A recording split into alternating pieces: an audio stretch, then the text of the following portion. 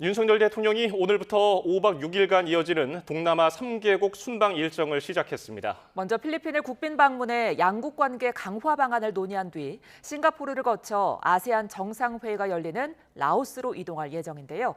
취재기자 연결해 알아봅니다. 강희경 기자. 네, 용산 대통령실입니다. 예, 윤석열 대통령이 오늘 오전에 출국길에 올랐는데요. 어떤 일정들을 소화합니까? 네, 윤석열 대통령이 오늘 오전 부인 김건희 여사와 함께 대통령 전용기인 공군 1호기 편으로 성남 서울공항을 출발해 조금 전 필리핀 수도 마닐라에 도착했습니다. 출국길에는 대통령실 참모들과 이상민 행정안전부 장관, 추경호 국민의힘 원내대표 등이 나와 윤 대통령을 배웅했고, 한동훈 대표는 부산 금정구청장 보궐선거 지원 유세 일정으로 한송 행사에 참석하지 않았습니다. 순방은 오늘부터 5박 6일간 이어집니다.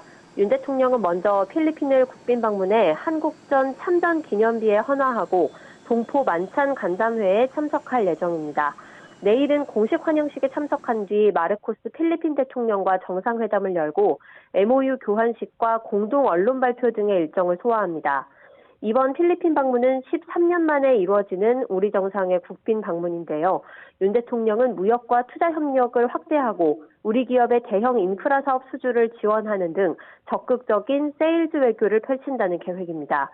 윤 대통령은 이어 싱가포르를 국빈 방문한 뒤 아세안 정상회의가 열리는 라오스로 이동합니다.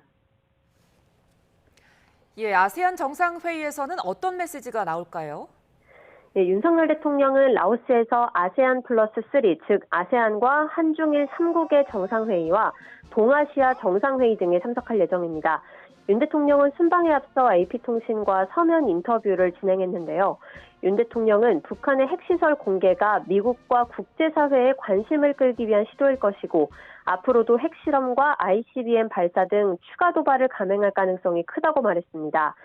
이어 이번 아세안 정상회의에서 한반도와 전 세계의 평화를 위협하는 북한의 무모한 행동을 국제사회가 용인하지 않을 거란 분명한 메시지를 발신할 예정이라고 밝혔습니다.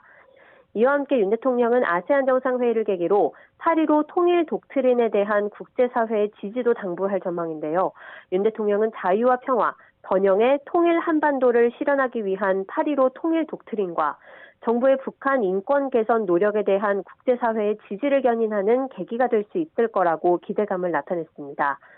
다음 달 초로 다가온 미국 대선과 관련해서는 결과와 관계없이 한미동맹이 앞으로도 탄탄하게 계속 발전할 거라고 강조했고 한일 관계에 대해서도 새로 선출된 일본 신임 총리와 한일 관계를 계속해서 발전시켜 나갈 수 있을 것으로 생각한다고 밝혔습니다.